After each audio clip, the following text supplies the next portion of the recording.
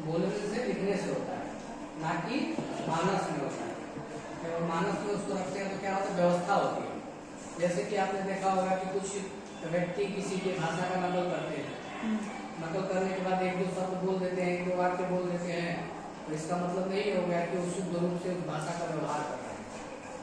व्यवस्था है नहीं मानस में, तो व्यवहार करेंगे क्योंकि वो दूसरे की भाषा का नकल है। जब दूसरे की भाषा का नकल रहेगा तो व्यवहार शुद्ध रूप से नहीं रहेगा, केवल कुछ समय के लिए नकल कर रहा है।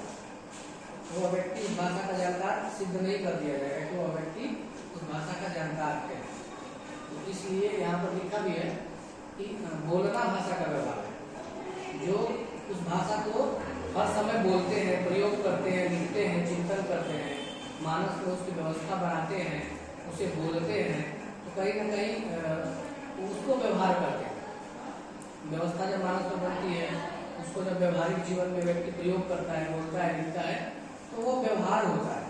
ये समझ गया इतना आप लोगों को जी कि व्यवस्था क्या है और व्यवहार क्या है। जो व्यक्ति से जुड़ा है लेकिन भाषा को जानना अलग बात होती है।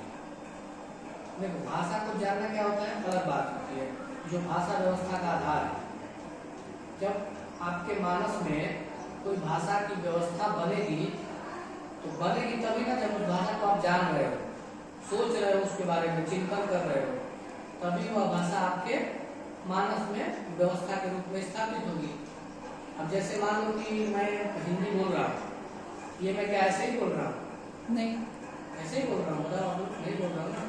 मेरे मानस में इसकी व्यवस्था बन चुकी है पहले से ही, इसीलिए आप व्यवहार में उसका उपयोग करो। और इसकी भाषा जो जो जो ये भाषा है, जो मेरे मानस में व्यवस्था के रूप में स्थापित है, यह कैसे स्थापित हुई है? तब हुई है जब मैं उसके बारे में चिंतन किया, वो भी मानस में किया, उसे समझा हूँ कि ये जो मैं लिख रहा हूँ, जो बोल रहा हूँ, ये फलाना भाषा है, ठिकाना भाषा है, मतलब ये हिंदी भाषा है, ये ब्रज भाषा है, ये मराठी भाषा है, इंग्लिश भाषा है। ये मैं कैसे कैसे जान रहा हूँ? बताओ। मैं तभी जान रहा हूँ जब मेरे मानस में इसकी एक खाका बना हुआ है, एक संकल्पना है मेरे इसमें। ये जो मैं बोल रहा हूँ, ये इसको हिंदी भाषा बोलते हैं। जैसे ये क्या है, पेन है, पेंसिल पर, ये पेंसिल कैसे आप बोल रहे हो? जिसने कभी भी पेंसिल देखा ही नहीं, उससे पूछोगे कि ये क्या है, तो बता पाएगा क्या है? तो बोलेगा कि क्या है, ये छड़ी कलर में है, इसका प्रयोग क्या है, इसका व्यवहारिक काम क्या है? पेंसिल का लिखना। लेकिन इसकी व्यवस्था क्या है?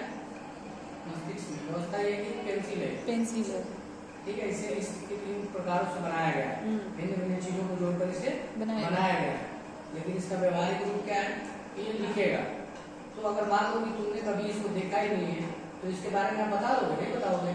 जब आपके मानस में व्यवस्था रहेगी कि इसी को पेंसिल कहते हैं, तो यही पेंसिल है, तो ठीक उसी प्रकार भाषा भी होती है। भाषा की व्यवस्था आपके मानस में बनी रहती है, और तभी आप उस भाषा का उस जगह पे, उस भौगोलिक क्षेत्र में उसका आप क्या करते हो? प्रयोग करते हो। ये चीज है। वस्तुतः भाषा के दो पक्ष माने गए हैं। कौन से माने गए हैं? दो पक्ष माने गए हैं। कौन कौन से माने गए हैं? मानसिक और भौतिक। ये मानसिक पक्ष कौन सा है? व्यवस्था है। और भौतिक पक्ष कौन सा है? व्यवहार है। ये मानसिक पक्ष उसका अमूर्त रूप है, और भौतिक क्या है? मूर्त रूप है। और जैसे ये लिखा हुआ है ना, तो ये इसका मूर्त रूप है, भौतिक रूप है। मैं बोल रहा हूँ, ये क्या है? भौतिक रूप है। और जो मैं मेरे दिमाग में है कि मैं अभी क्या बोलने वाला हूँ, मुझे ये बोलना चाहिए, ये व्यवस्था मेरे दिमाग में बन रही है, तभी बोल रहा हूँ। और ये व्यवस्था इतनी तेज होती है, जितना आप सीखते हो ये व्यवस्था उतने तेज बनती है। ऐसा आपने देखा होगा कि किसी व्यक्ति, अनजान व्यक्ति है जो 1 महीने से मराठी भाषा सीख रहा है या फिर इंग्लिश भाषा सीख रहा है, उसको बोल दिया जाए कि आप चलिए 2 शब्द इंग्लिश में बोलिए, तो पहले अपने मानस में व्यवस्था बनाएगा ना। पहले क्या करेगा कि वाज होगा कि इज होगा कि आर होगा कि क्या होगा, पहले वो कंफ्यूज रहेगा, आईएनजी लगेगा कि अभी वो अपने मानस में व्यवस्था बनाएगा तो कितनी देर के बाद बोलेगा? सोचो, हो सकता है 2 महीने के बाद भी बोलेगा ना। लेकिन अगर जो इंग्लिश में पहले से बोल रहा है, उसे समझ रहा है, उसकी व्यवस्था है, उसके मानस में पहले से स्थापित है, तो फटाफट बोलेगा। जैसे ही बोला जाएगा तुरंत शुरू कर देगा। I am Vinay Upadhyay from Ghazipur Uttar Pradesh, इतना मेरे मानस में बना हुआ है। ठीक है, तो ये मैं लिख रहा बोल रहा। अब नहीं रहेगा तो क्या करेंगे? आई एम एम होगा क्या? एम होगा क्या? ऐसे पूछेगा मतलब ये व्यवस्था बनी नहीं है। ठीक है ना, कंफ्यूज है वो। तो इसलिए दो रूप होते हैं, क्या होता है मानसिक और एक भौतिक। मानसिक रूप क्या होता है? अमूर्त होता है। मानस में जो होता है दिखता नहीं है ना, तो दिखता कब है? जब उसको व्यवहार, जैसे काव्य को देखो, काव्य के स्वरूप क्या है? कविता सबसे पहले कहाँ आती है? कहाँ पे आती है? उपजती है मानसिक। बताओ अपने दिमाग में। हाँ तुम बताओ राजेश, कविता सबसे पहले, काव्य जो है गीत है, सबसे पहले कहाँ आता है?